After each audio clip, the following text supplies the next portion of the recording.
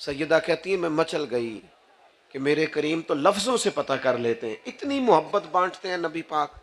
तो हुजूर फरमाने लगे, आयशा तुम फिर हज़रत इब्राहीम के नाम से कसम उठाती हो? तो सैयदा आयशा सिद्दीक़ा रज़ी अल्लाह ताला अन्हा अर्ज़ करने लगी, हुजूर फिर मुझे रब्बे मोहम्मद की कसम हो, मेरी ज़ुबान से नाम ही जाता है, मेरे दिल में आप हर वक़्त मौजूद रहते हैं। अपने लहजे को तलख नहीं होने देना, अपने अंदाज को तलख नहीं हो। हमारी सोसाइटी में बहुत सारे लोग हैं जो बिला वजह यानी बगैर किसी सबब के इंतशार पैदा करते हैं, फी सबीलिल्लाह फसाद, बगैर सबब के। वो ना ज्यादा वफादार बनते हैं, कहते हैं हम बताएंगे हुजूर की औलाद की शान क्या है। तू क्या बताएगा भाई? वो तो बता दी अल्लाह ने कुरान में, वो तो बता दी नबी पाक ने अपने फरमान में। तू सहाबा को छोड़ के हुजूर की औलाद की शान बताएगा? हुजूर की औलाद की जितनी शान बताई है वो नबी के सहाबा नहीं बताई है। तू इंतशार पैदा करना चाहता है? तू अलग से कोई बात बताना चाहता है? सारा कुछ हुजूर के गुलामों ने बताया। कुछ आगे कहते हैं आज हम बताएंगे अजमत सहाबा क्या, तू क्या बताएगा? तू नफरत अंगेजी करता है, अपनी तकरीर चमकाने के लिए इतने बड़े बड़े लोगों में इख्तलाफ पैदा करने की कोशिश करता है। और खुदा के बंदे, सहाबा की अजमतें तो अल्लाह के कुरान ने बताई, हुजूर के फरमान ने बताई।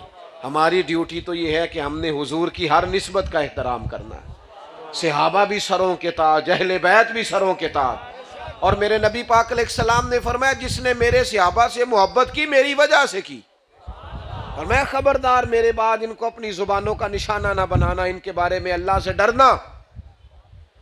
क्या हमें वो याद नहीं है कि हुजूर ने फरमाया, लोगों मैंने सब के एहसानात के बदले दे दिए, अबू बकर का बाजू थाम के रब की बारगाह में ले जाऊंगा और कहूँगा मालिक तू ही इसे बदला अता फरमा। नबी पाक अलैहिस्सलाम ने इन लोगों की एक एक की शान बयान की। क्यों? कि हमारा लहजा इनसे प्यार वाला हो, हम इनसे मोहब्बत करें, हमारे दिल झुके इनकी तरफ।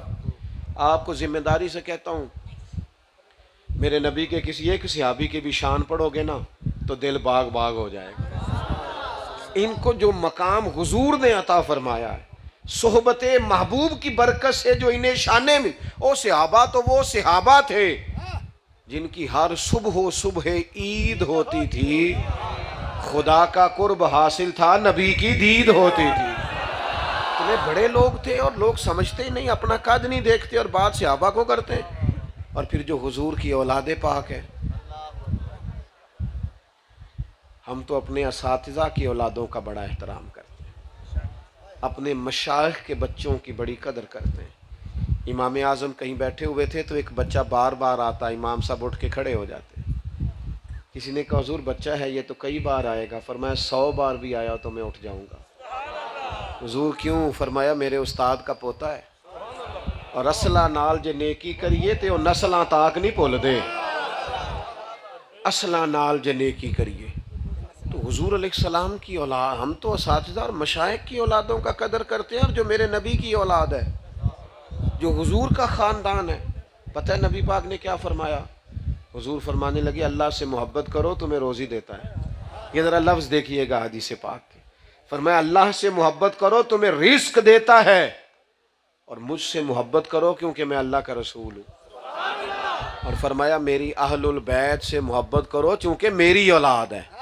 मेरा अपने लहजों में उनके लिए प्यार, हसनैन की मोहब्बत। मैंने कहा तो ज़्यादा बातें नहीं करनी, मैं आपको बड़ी जिम्मेदारी से अर्ज़ करता हूँ, आपका और मेरा मिजाज तहम्मुल वाला हो जाए ना, तो कोई नफ़रत वाला आ भी जाए ना तो उसकी दाल गलेगी कोई नहीं। वो कोई ऐसा काम करना भी चाहेगा ना तो उसकी दाल। हज़रत उमर बिन अब्दुल अजीज़ गुजर रहे थे, एक मकाम से बादशाह भी हैं, दरवेश भी हैं, सूफ़ी भी।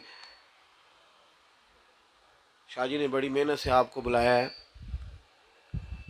मैं शुरू में कहा है कि आपने किसी बात से नाराज़ नहीं होना, खूगरे हमद से थोड़ा सा गिला भी सुन ले। हम सब की ना थोड़ी थोड़ी शान है, सब की।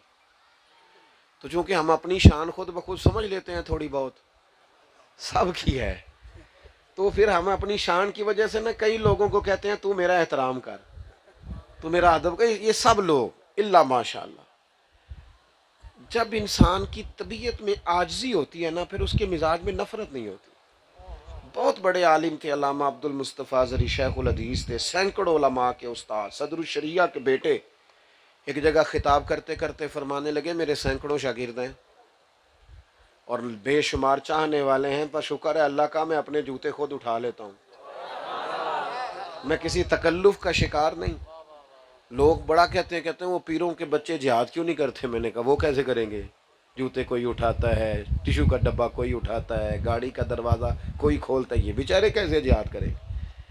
वो लोग थे जो मैदानों में आए, कैसे निकल आए हसनैन करीमैन, इसलिए कि 7.5 साल 8 साल उम्र थी तो 3-3 दिन के उनकी अम्मा मुसलसल रोजे रखवाती थी।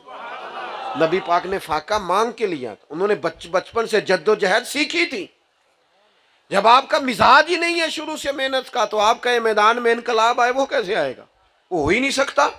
आप गौर करेंगे और बात को याद रखेंगे, अगर कोई ना कोई अपनी शान बिला वजह ही बना लोगे ना, तो फिर ढूंढते फिरोगे मेरा कोई, और बंदा बुज़दिल हो जाता है जब वो ढूंढता है ना कोई मुझे सलूट करे, कोई सलाम करे।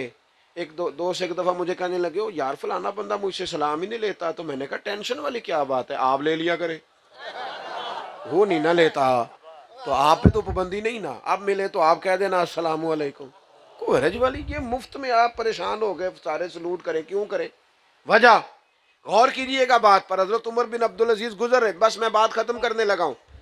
जनाब उमर बिन अब्दुल अजीज गुजर रहे थे, रात का टाइम था, एक बाबा जी सोए हुए थे रास्ते में फुटपाथ पे, तो लकड़ी के जूते जनाब उमर ने पहने थे, खड़ाऊं जिनको कहते हो। बाबा जी के पैर पे पैर आ गया जनाब उमर बिन अब्दुल अजीज का। तो अचानक टक्कर हो जाए ना मोटरसाइकिल की, गाड़ी की, तो लोग फौरन कहते हैं अंधे हो, और तेनू दिसदा नहीं। हालांकि समझ आ रही होती है, जो गाड़ी चला रहा है उसे नजर आता है तो चला रहा है ना, लेकिन फौरन लोग सवालिया निशान खड़ा, अंधा है तू, वो पैर पे पैर आया ना, तो फौरन वो बुजुर्ग आंख खोलते कहने लगे आप अंधे हैं। बड़ी सख्त बात थी, बादशाह वक्त को, इतने बड़े आदमी को इस तरह कह देना तू अंधा है। अब वो जो 7 सिपाही थे ना जनाब उमर बिन अब्दुल अजीज के, उन्होंने तलवारें निकाल ली। ये केतली हमेशा चाय से ज्यादा गर्म होती है। उन्हें तलवारें निकाल दी जो 7 थे। आप फरमाने लगे तुम्हें क्या हुआ, कहने लगा जी उन्होंने आपको अंधा कहा है। आप फरमाने लगे नहीं, बाबे ने तो नहीं कहा। मैंने कहा जनाब कहा है, फरमाया नहीं कहा। जनाब कहा है, फरमाने लगे बाबा तुमसे बातें कर रहा था, मुझसे कर रहा था। कहा जी बातें तो आपसे ही कर रहे थे। कहने लगे नादानो, बाबा जी ने तो एक सवाल पूछा है, एक सवाल पूछा।